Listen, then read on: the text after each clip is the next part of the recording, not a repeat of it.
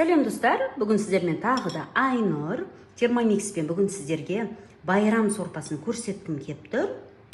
Бұл етпен сондай насыщенный шығатын керемет сорпа. Кез келген тағам термомикспен тез дайындалатын болғандықтан өзбектің лепешкасын дайындадым қосымша, және де сүзбеден кекс жасадым. Міне осы видеоны аяғына дейін қараңыздар, тамашалаңыздар менімен бірге. Ең бірінші, бірақ мен шамал тақырыптан ауытқып, балалар мына сүзбеден шыққан ау деймін, күнде жеп. Сондықтан осы сүзбеден кекс жасап тастасам деймін шайға. Бізде кекстің рецептісі енгізілген термомикске, творожный кекс деген. Жалпы 6 түрі бар. Мына жерде қарап жүрейік. Бірінші духовканы қыздыра бер дейді уже. Нағыз ас үй шеберінде ешқандай да тамақ ысырап болмау керек, барлығынан бірдеңе жасауға тырысу керек. Рецепті бойынша сүзбе, қант қостық, араластырдық. Енді 2 жұмыртқа дейді. Ұн қосамыз, қопсытқыш қосамыз, 2 минут илейміз. Қарап жіберек не шыққанын. Бізде осындай тесті шықты. Енді осына алдын ала майлап қойған формаға саламыз.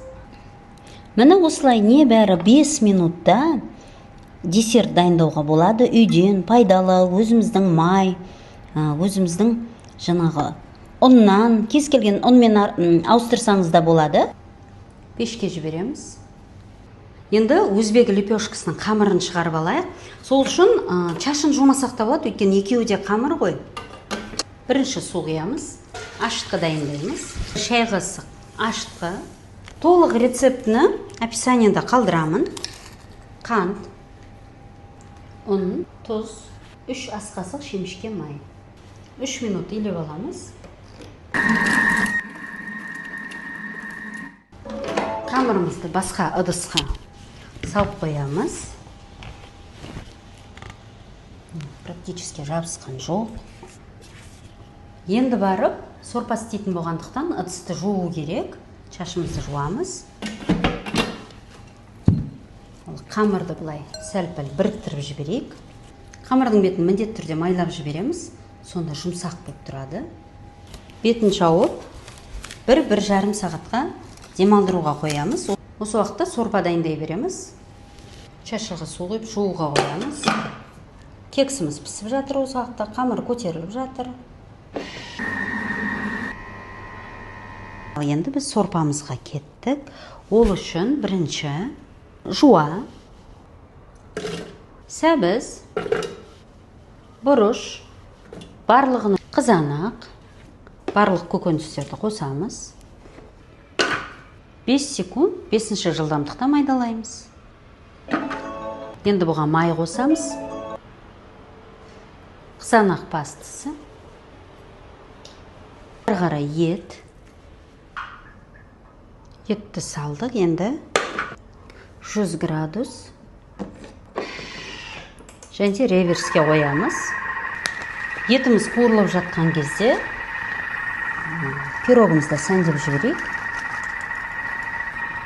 Мен жай ғана кешегі сүзбені тастамауды және де оны осылай тиімді пайдалануды небәрі 5 минутта көрсеткім келді. Қарап жүріңіздер, қалай піскенін. Өте дәмді. Өзбек лепешкаларын қарап жүрейік. Қамырымыз әдемі көтеріпті, қарап жүріңіздер. Тамаша. Осын енді 4 бөлікке бөлеміз. Сәл-пәл ұн сеуіп жүрейік. Бөлеміз. 4 бірдей лепешка шығатындай қылып домалақтаймыз. Қараңыздар, керемет. Осы термомикстің илеген қамырына риза боламын. Дрожжың свежий болсын болмасын, бірақ әйтеуір тезірек ашытып береді. Бұнда көтерілуге қоя тұрамыз. Бір қалыпты қараңыздар, қолға жабыспай. Бізде әлі уақыт бар, сорпа пісем дегенше. Как раз лепешкамыз демалдырамыз жарты сағаттай. Сосын 20 минут пісем дегенше сорпамыз да дайын болады.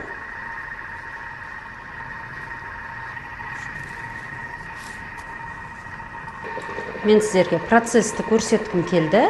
Ал сіздер комментарийде жазып жерсеңіздер, жалпы термомикспен дайындаған қалай екен, қолайлы ма, уақыт үнемдей ма, жоқ па? Күтемін сіздерді.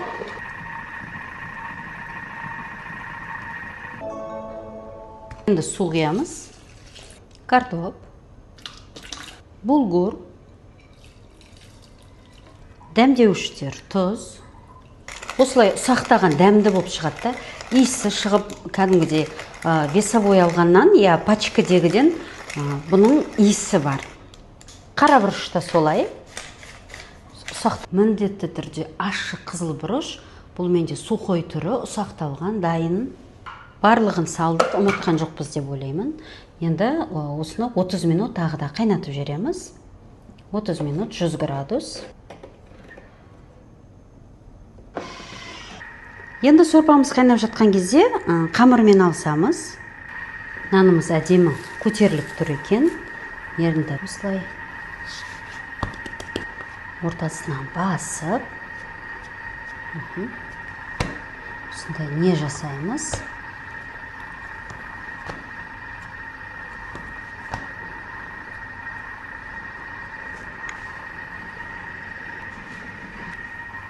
Кондитерский бумагымда таусылып қапты, бірақ бізге тымда әсер етпейді. Майда жағып жеріп, қазір пісіріп аламыз.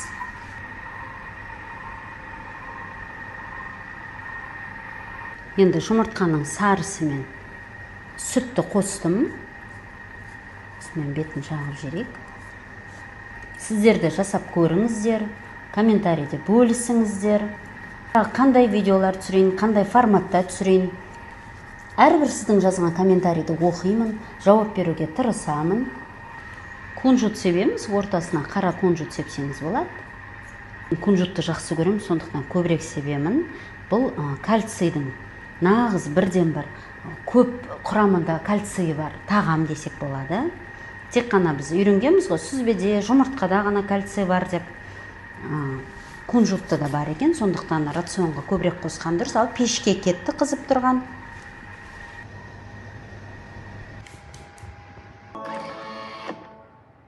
Сорпамызда, лепешкамызда бір уақытта, бір мезгілде пісті. Қарап жіберіңіздер. Қандай насыщенный дейді ғой орыстар. Мен қазір даусын басайын. Етпен бар болғаны, бір сағатта біздің араластырусыз бәрін ішіне салдыңыз, болды. Піс қазағын піс дейді ғой. Ал енді осыны салайық, сервировать етеге. Кейбіреулері термомиксте етпен тамақ істеуге келмейді деп жатады. Керісінше мына қараңыздар, бұнда вакуумды қысым болғандықтан ет тезірек піседі. Өйткені ашық тұрған жоқ қой қазанның беті. Дәмі сосын барлығы жабық тұрғандықтан дәмі де жақсы піседі. Буымен шығып кетпейді ғой. Зелень мен сарымсақ салып жібереміз. Сарымсақтың пайдасын білесіздер. Қараңыздар, қандай керемет сорпасы шықты. Ішінде еті де бар, көкөністері де бар.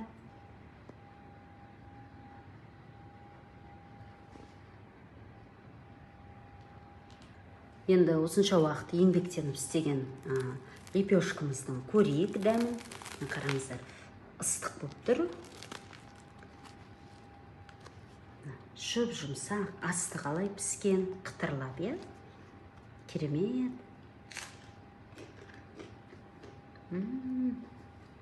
Достар, кішкене өтініш, видео ұнаса, лайк басып, комментарий жазуды ұмытпаймыз.